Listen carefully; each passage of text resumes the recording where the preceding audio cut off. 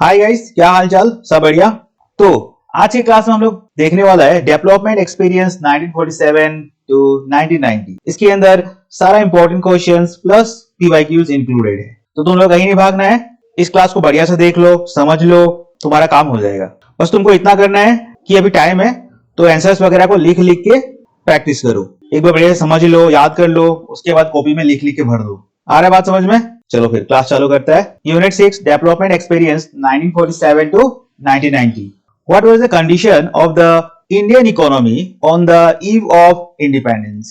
Independence के time पे अपना इंडियन इकोनॉमी का हालत कैसा था, ये पूछ रहा है तुमसे। तो देखो, at the time of independence 1947, the Indian economy was underdeveloped and stagnant, characterized by low agricultural productivity due to outdated techniques, declining industrial sector dominated by British industries.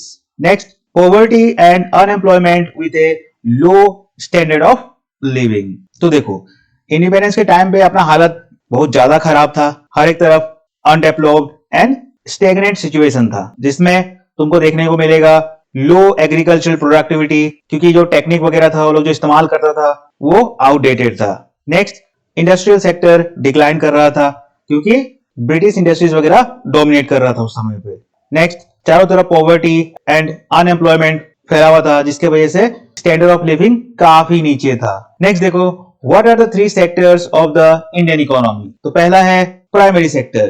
क्या होता है ये? इसके अंदर होता है agriculture, forestry and fishing. Next, secondary market मतलब manufacturing and industries. Tertiary sector, services like banking, education and trade. What is meant by 5-year plans? 5-year plans were economic development programs introduced by the Indian government to achieve growth, self-reliance and modernization.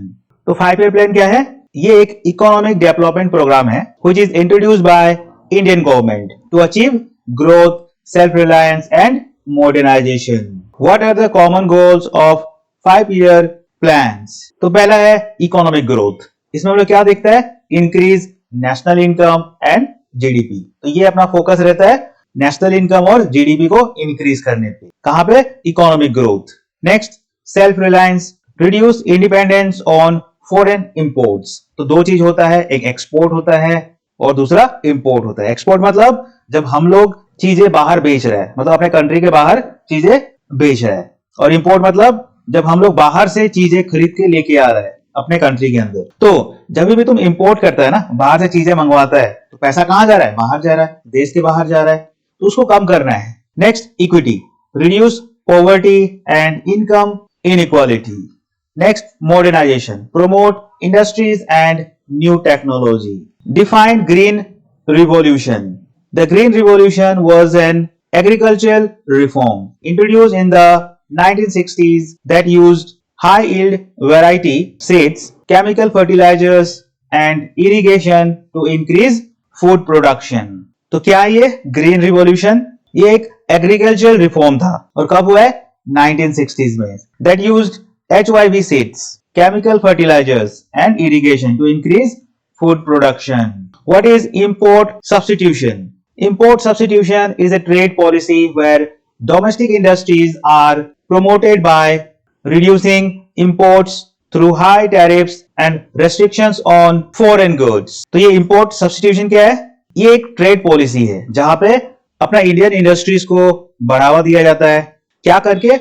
Import को कम करके, through high tariffs and restrictions on foreign goods. What is the industrial policy resolution IPR of 1956? Important है बहुत ज्यादा। The IPR of 1956 was a policy that classified industries into 3 categories. पहला, public sector, fully controlled by the government. Next, private sector, open to private enterprises. Next, joint sector, government and private partnership. What were the objectives of the 5-year plans? The 5-year plans were introduced in India to promote economic development and self-reliance. The main objectives were, number 1, economic growth. कैसे होगा? Increase GDP and national income by developing agriculture, industry and infrastructure. Next, self-reliance, reduce dependency on foreign imports and strengthen domestic production. Employment generation, create jobs in agriculture, industries and services to reduce unemployment and poverty. Next, equity and social justice, reduce income inequality, promote rural development and improve living standards. The 5-year plans played a crucial role in India's economic progress. तो 5-year plans का main objective क्या था? सबसे पहला था economic growth, कैसे होगा? GDP और नेशनल इनकम को इंक्रीज करके।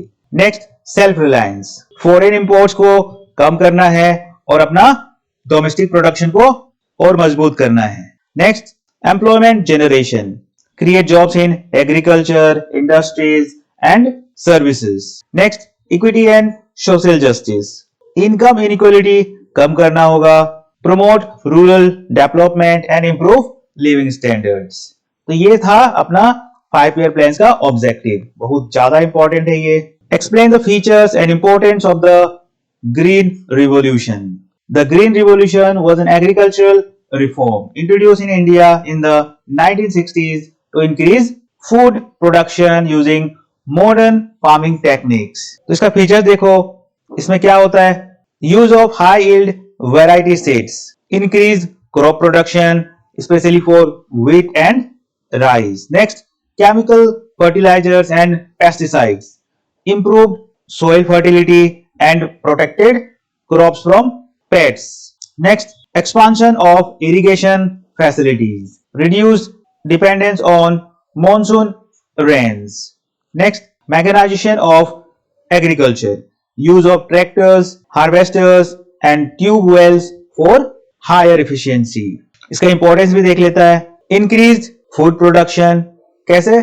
Made India self-sufficient in food grains. Next, reduce imports, less reliance on foreign food supplies. Next, higher farmers' income, improved productivity led to higher earnings. Rural development boosted employment and infrastructure in villages. The Green Revolution helped India achieve food security and economic growth. Explain the Industrial Policy Resolution (IPR) of 1956. The Industrial Policy Resolution of 1956 was a policy introduced by the Indian government to promote industrial development and economic growth. It classified industries into 3 categories based on ownership and control. इसका features वगैरह देखते हैं हम लोग।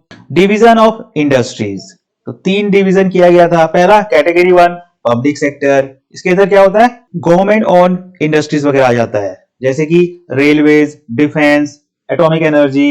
Next, category 2 joint sector, government and private partnerships, जिसके अंदर fertilisers, power plants. Next, category 3 private sector, private ownership allowed, किसमें? Consumer goods, textiles. तो ये क्या है? ये है डिवीजन ऑफ इंडस्ट्रीज किया गया था पहले, जिसको 3 भाग में बांट दिया गया था इंडस्ट्रीज को। Next, focus on heavy industries, encourage growth of iron, steel and machinery industries. Next, protection to small scale industries, reserved production areas for small businesses. Next, import substitution, reduce dependency on foreign goods by promoting local industries. इसका importance भी डालो। strengthen the public sector, government controlled key industries. Next, boosted industrial growth, encouraged new industries and infrastructure. Next, reduced foreign dependency, promoted self-sufficiency in industrial production. Next, created employment opportunities. Industrial expansion led to more jobs. तो हमें समझने वाला बात यह है कि ये जो IPR है, ये क्या है? ये एक पॉलिसी है जिसको इंडियन गवर्नमेंट लेके आया था। किस लिए? To promote industrial development and economic growth. इसमें हुआ क्या? इसमें यह हुआ कि जितना भी इंडस्ट्रीज वगैरह था अपने कंट्री के अंदर, उसको हम लोग डिवाइड कर दिया। जैसे 3 सेक्टर में, पहला पब्लिक सेक्टर, दूसरा जॉइंट सेक्टर और तीसरा प्राइवेट सेक्टर। और क्या हुआ इसमें, focuses on heavy industries. Next, protection to small scale industries, जो छोटा इंडस्ट्रीज है उनको भी ध्यान दिया गया। और नेक्स्ट, इंपोर्ट सब्स्टिट्यूशन, जिसमें हम लोगों ने promoting local industries and reduced foreign goods. इसका इंपॉर्टेंस में देखो, ये प्राइवेट सेक्टर को और मजबूत किया, इंडस्ट्रियल ग्रोथ में बूस्ट लेके आया, it boosted industrial growth. Next, reduced foreign dependency and created employment opportunities.